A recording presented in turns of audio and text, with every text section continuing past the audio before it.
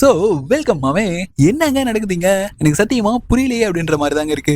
ஏன்னா மார்வெல் இப்போ அபிஷியலா Avengers end game மூவியை அடுத்த வருஷம் செப்டம்பர்ல ரிலீஸ் பண்ண போறோம் அப்படின்ற மாதிரியான அந்த அபிஷியல் ஸ்டேட்மெண்ட்டை நேத்து விட்டுருக்காங்க. நேத்து தாண்டா அந்த அவெஞ்சர்ஸ் எண்ட் கேமுக்கும் அண்ட் டூம்ஸ்டேக்கும் ஆன கனெக்ஷன் அண்ட் எண்ட் கேமோட டைரக்ட் சீக்வலா டூம்ஸ்டே இருக்கும் அப்படின்ற மாதிரியான அந்த வீடியோ கூட போஸ்ட் பண்ணிருப்பேன். டேனியல் ஆர்பிகே கூட சொல்லிருப்பாரு அந்த ஒரு அவெஞ்சர்ஸ் டூம்ஸ்டே அவெஞ்சர்ஸ் எண்ட் கேமுக்கான சீக்வலா இருக்க போகுது. சோ அதுக்கு இதுக்கும் பயங்கரமான கனெக்ஷன் இருக்கும். அதனாலதான் மார்வெல் இந்த மாதிரி பிளான் பண்ணி அவெஞ்சர்ஸ் டூம்ஸ்டேக்கு முன்னாடி அவெஞ்சர்ஸ் எண்ட் கேம் ரிலீஸ் பண்றாங்க அப்படின்ற மாதிரியான அந்த தியரியும் நேத்துல இருந்து காட்டுத்தியா பரவிட்டு இருக்கு. இந்த நியூஸ் வந்ததுதான் வந்துச்சு.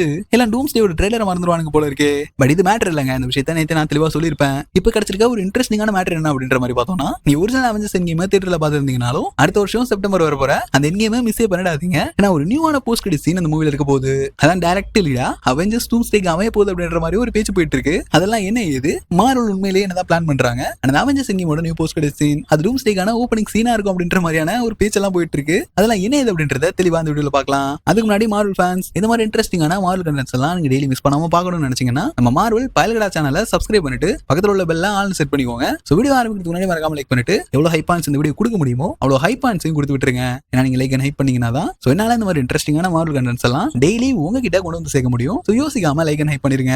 இப்ப கிடைச்சிருக்க லீக் படி பார்த்தோம்னா இப்ப சொல்லிட்டு இருக்க இந்த ரூமர் எங்க இருந்து வந்துச்சு அப்படின்ற மாதிரி கேட்டீங்கன்னா அது எனக்கே ஐடியா இல்ல. அந்த லீக் எங்க இருந்து வந்துச்சுன்றதா மேட்ரு. அந்த லீக்ல என்ன இருக்கு அதான மேட்ரு. இதுபடி பார்த்தோம்னா அவெஞ்சர்ஸ் எண்ட் கேம் டைரக்ட் சீக்வலா அமைய போது அவெஞ்சர்ஸ் டூம்ஸ்டேக்கு ரைட்டிங் அந்த ரிப்போர்ட் படி எண்ட் கேம் உண்மையாவே டைரக்ட் சீக்வலா டூம்ஸ்டேக்கு அமைஞ்சுச்சுன்னா அதுல மார்வெல் ஃபேன்ஸ்க்கு அதிகமான சந்தோஷம் தான் இல்லன்னு சொல்ல. அப்படி எந்த மாதிரி எண்ட் கேமுக்கும் டூம்ஸ்டேக்கும் என்ன மாதிரியான கனெக்ஷன்ஸ் இருக்கலாம் அப்படின்ற மாதிரி நேத்தே நான் ஒரு வீடியோ போட்டிருப்பேன் தெளிவா. ஏன்னா என் ஸ்கிரீன்ல ஆட் பண்ணி விடுறேன், கண்டிப்பா செக் பண்ணி பாருங்க. சோ இன்னைக்கு பேசின விஷயத்தையே பேச போறது இல்ல. அந்த ஒரு நியூ போஸ்ட் கிரெடிட் சீன் அதுலதான் ஃபுல் ஃபோக்கஸ் இறங்கி இருக்கு. ஏன்னா எண்ட் கேம்ல நம்ம பார்க்காததா சொல்லப்படுற அந்த ஒரு போஸ்ட் கிரெடிட் சீனை சேர்த்து தான் அவெஞ்சர்ஸ் எண்ட் கேம் ரிலீஸ் பண்றாங்க. அந்த வகையில அந்த போஸ்ட் கிரெடிட் சீன் கண்டிப்பா 100% டூம்ஸ்டேக்கான சீக்வலா தான் அமையணும். ஏன்னா டூம்ஸ்டே வரப்போது அதுக்கு முன்னாடி சம்பந்தமே இல்லாம இதுக்கு எண்ட் கேம் ரிலீஸ் பண்ணணும். அது நியூ போஸ்ட் கிரெடிட் சீனை வச்சு அந்த வகையில புரிச்சுக்க வேண்டிய விஷயம் என்ன அப்படின்ற மாதிரி பார்த்தோம்னா டூம்ஸ்டேவோட அந்த ஒரு ஃபர்ஸ்ட் சீன் இருக்குல்ல ஓப்பனிங் சீன் அதை எடுத்து தான் எண்ட் கேமோட போஸ்ட் கிரெடிட் சீனை ஆட் பண்ண போறாங்க. அங்க இருந்தா டூம்ஸ்டேவை ஆரம்பிக்க போகுது. ரைட் ப்ரோ, நீ சொல்றதெல்லாம் கேட்கறதுக்கு நல்லா தான் இருக்கு. இன்னும் கொஞ்சம் தெளிவா சொல்லு அப்படின்ற மாதிரி கேட்டீங்கன்னா எண்டிங்ல இன்ஃபினிட்டி ஸ்டோன்ஸா இருக்கட்டும் அண்ட் தாரோட மிஜால் நீர் அதையும் எடுத்துக்கிட்டு பாஸ்ட்டுக்கு டைம் டிராவல் பண்ணி போயிருப்பாரு.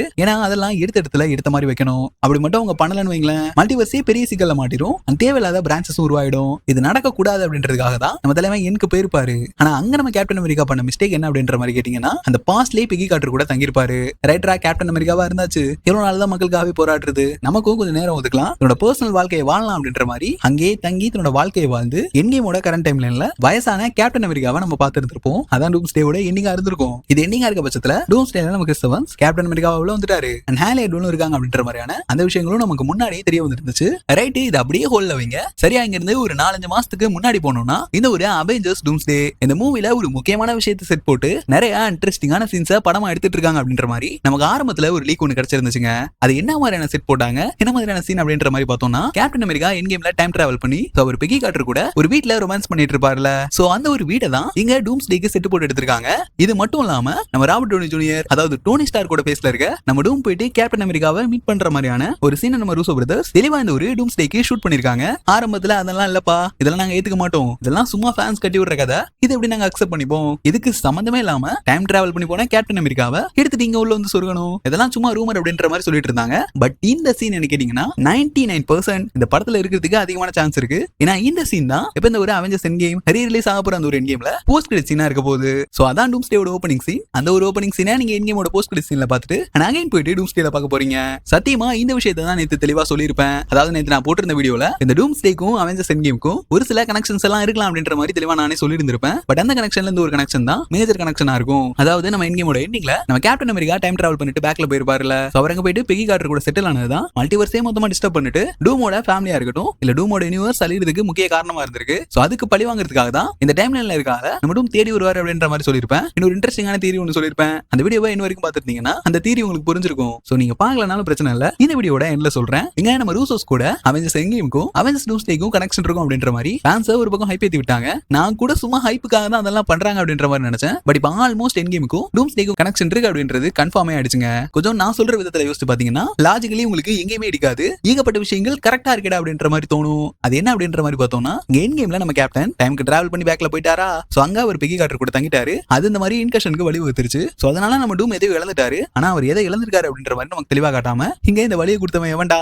அவனை விட மாட்டேன் அப்படின்ற மாதிரி டூம் சொல்ல எண்ட் கேம்ல நம்ம கேப்டனை காட்டுறாங்க. சோ அப்படி எண்ட் கேமோட எண்டிங்ல இருந்து உருவானவன் தான் நம்ம டாக்டர் டூம். மல்டிவர்ஸ் ஆக ஏராவோட ஆரம்பத்துல இருந்தே அவன் தனக்கான சரியான பிளான் பண்ணிட்டு இருந்தான். அது மல்டிவர்ஸா கைப்பற்றுறதுக்காகவா இருக்கலாம், இல்ல டூமோட மோட்டிவ் இந்த மூவில என்ன வேணா இருக்கட்டுமே, இந்த இன்கஷன்ஸ்க்கு காரணமா இருக்கணும்லாம் தேடி கொலை பண்றதுக்காக டூம் தனத்தானே ப்ரிப்பேர் பண்ணிட்டு இருந்தான் அப்படின்ற மாதிரி மல்டிவர்ஸோட ஆரம்பத்துல இருந்து என் வரைக்கும் டூம் இங்க தயாராயிட்டு இருந்திருக்கணும். பட் இந்த பாயிண்ட்ல என் கேமோட எண்டிங்ல தான் நம்ம டூம் உருவாயிருக்கான் அப்படின்ற மாதிரி காட்டி இத்தனை வருஷம் டூம் தன்னைத்தானே சிதிக்கிட்டு இருந்தான் அப்படின்ற மாதிரி ஒரு பயங்கரமான பேக் ஸ்டோரியை நம்ம டூம்க்கு கொடுத்தா அது வேற லெவல்ல இருக்குங்க.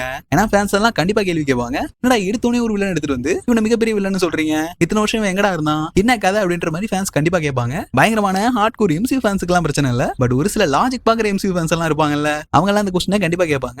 இவன் நம்ம ராபர்ட் டவுனி ஜூனியரை டூமா அக்செப்ட் பண்ணிக்காத மார்வல் ஹேட்டர்ஸ்லாம் ஏகப்பட்ட பேர் இருக்காங்க. அந்த வகையில டூம்ஸ்டேவோட செட், டூம்ஸ்டேவோட ஆரம்பம் எப்படி இருந்துச்சுன்னா அது கண்டிப்பா லாஜிக்கலி பேலன்ஸ் பண்ணிரும் எல்லாத்தையும். ஏன்னா டூமை எங்கேயும் எண்டிங்ல டீஸ் பண்ணிட்டாங்க, அவர் இத்தனை வருஷம் தனக்கான பிளான்லையும் ஆனா அதுக்கான வேலைகளையும் இருந்தார் அப்படின்ற மாதிரி சொல்லி கூட அதை மேட்ச் பண்ணலாம். பட் இந்த ஒரு சீன் மூவில இருந்துச்சுன்னா அது எந்த வகையில அப்படின்ற மாதிரி பார்த்தோம்னா, நம்ம கேப்டன் அமெரிக்கா வயசாயிட்டு சாமுல்சன் கிட்ட அந்த ஒரு ஷீல்ட கொடுத்துருப்பாருல்ல, சோ அந்த விஷயம் இங்க நடந்திருக்காது. ஏன்னா இங்க பாஸ்ட்லயே நம்ம டூம் கேப்டன் மீட் பண்றாரு அப்படின்னா அவர் எப்படி லாஸ்ட்ல வந்து ஷீல்டு கொடுக்க முடியும்? சோ மார்வல கணிக்கவே முடியாதுங்க.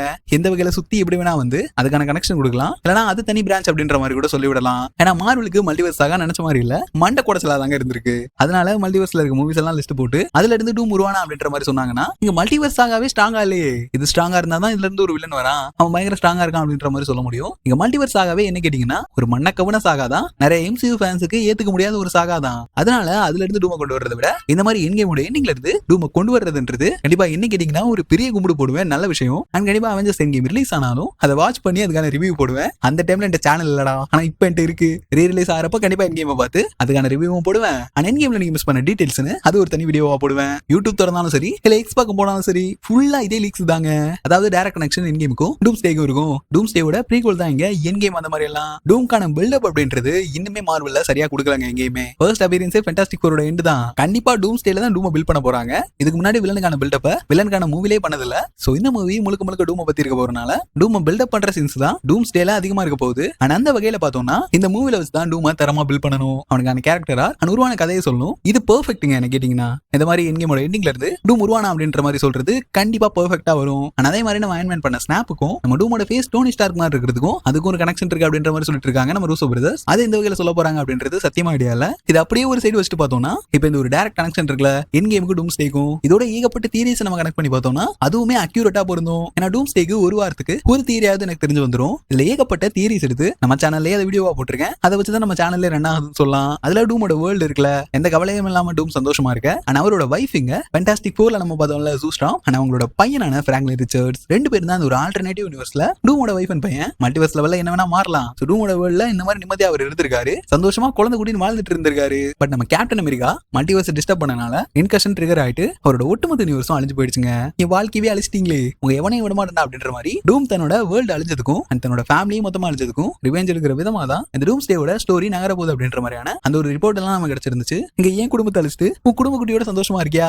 டூம் கேப்டன் அமெரிக்கா டைம் டிராவல் பண்ணி போயிருப்பாருல, அந்த டைம்ல எனக்கு போய் கதவு தட்ட போறாரு. ஆனா தான் டூம்ஸ்டேக்கான பயங்கரமான ஓப்பனிங்கா இருக்க போகுது. ஒருவேளை நம்ம கேப்டன் அமெரிக்கா உள்ள கூட்டு வந்து ஃபர்ஸ்ட் சீன்லயே வச்சு செஞ்சு அனுப்பி விட்டுருவானுங்களோ, அப்படிலாம் பண்ணானுங்க, செம கடுப்பாயிடும். சோ நீங்க என்ன நினைக்கிறீங்க? உங்களோட தாட்ஸ் என்ன? என்கேமோட போஸ்ட் கிரெடிட் சீன் அண்ட் டூம்ஸ்டேவோட ஓப்பனிங் சேமா இருந்து நான் சொன்ன இந்த தியரி மூவில இருந்துச்சுன்னா அது என்ன மாதிரி இருக்கும் அப்படின்ற உங்களோட தாட்ஸை மறக்காம கீழே கமெண்ட்ல சொல்லுங்க. இந்த வீடியோவை உங்களோட ஃப்ரெண்ட்ஸ்க்கு ஷேர் பண்ணி விட்டுருங்க. அடுத்து ஒரு இன்ட்ரெஸ்டிங்கான மார்வல் கனெக்ட்ல உங்களை சந்திக்கிறேன். அது வரைக்கும் சில் பண்ணுங்க. வாட்டா மாமே.